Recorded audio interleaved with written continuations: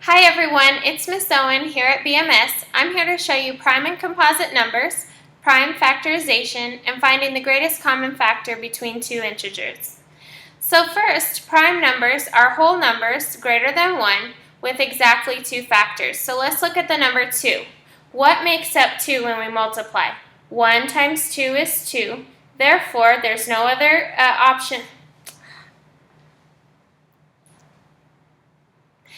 Hi everyone, it's Miss Owen here at BMS, and I'm here to show you prime and composite numbers, prime factorization, and greatest common factors.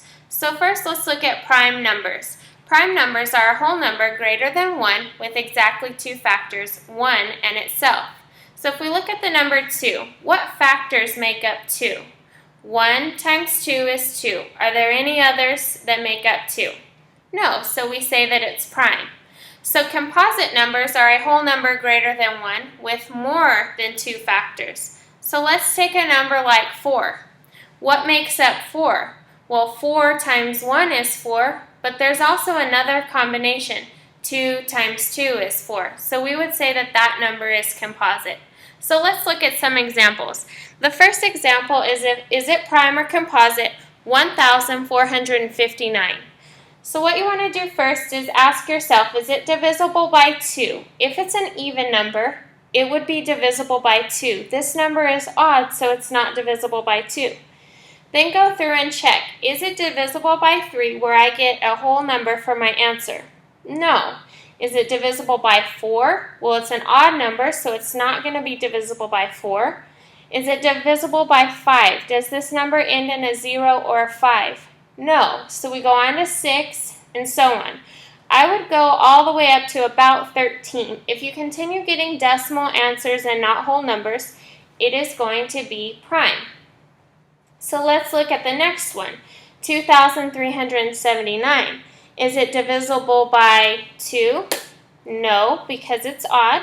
So let's check 3. Is it divisible by 3? 2,379 divided by 3 gives us 793. Therefore, it is said to be composite. So prime factorization. Find the prime factorization of 54. So when we find the prime factorization of 54, we first need to think about a factor tree. So if I put 54 at the top of my tree, and these are my branches, I'm thinking, what two numbers can be going into 54? So I always like to say, is the number even or odd, and start with the numbers 2 and 3. So 2 can go into 54 because it's even. 2 times 27 is 54. Now I look at this number 27. It is not prime. 3 can go into it.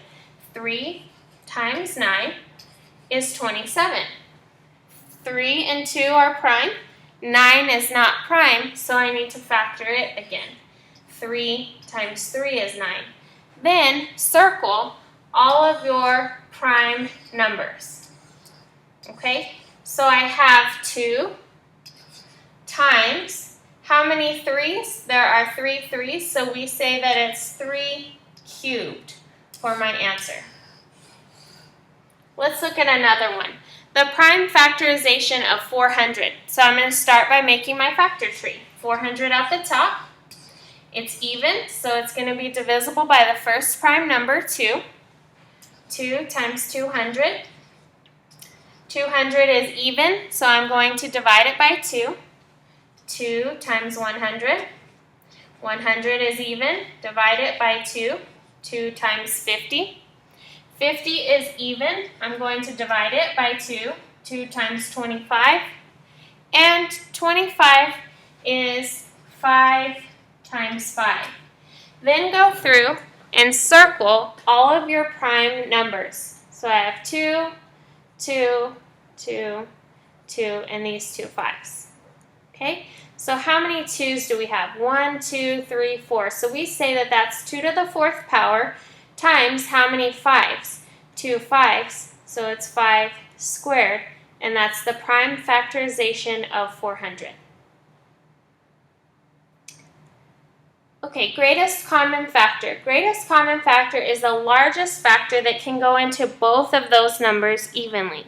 So when we talk about the greatest common factor between 42 and 36, we're going to list out all of the factors of 42. So we start with 1. 1 goes into 42 42 times. Then we ask ourselves, does 2 go into 42? 2 goes into 42 21 times. Does 3 go into 42? Yes. 3 times 14 is 42. The next one, 4. Does 4 go into 42 evenly? No. 5? No. But 6 does. 6 times 7 is 42.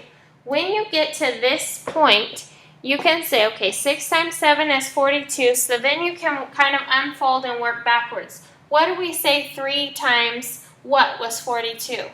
It was 3 times 14. Then we work backwards. 2 times what was 42? It was 2 times 21. Working backwards again. 1 times what was 42? And it was 42. These are all of the factors of 42. Then you want to do the same thing for 36. Starting with 1. 1 times 36 is 36. It's even, so we can say 2 goes into it 18 times. Does 3 go into it? Yes. 3 times 12 is 36. What about 4? 4 times 9 is 36. 5? No. 6? Yes. So 6 times 6 is 36. I don't have to write out another 6, but I can stop right there and then it's going to unfold backwards. So what did we say 4 times what gave me 36? And it was 4 times 9. It unfolds. Then 3 times what gives me 36? 3 times 12. And then 2 times what gives me 36? It's 18. And the last one, 1 times what gives me 36? 36. Then the next step you want to do is you want to look and see what's the largest one that they both have in common. Well, they both have a 1 in common. They both have a 2, they both have a 3, and they both have a 6. What's the largest one that they both have in common? The 6.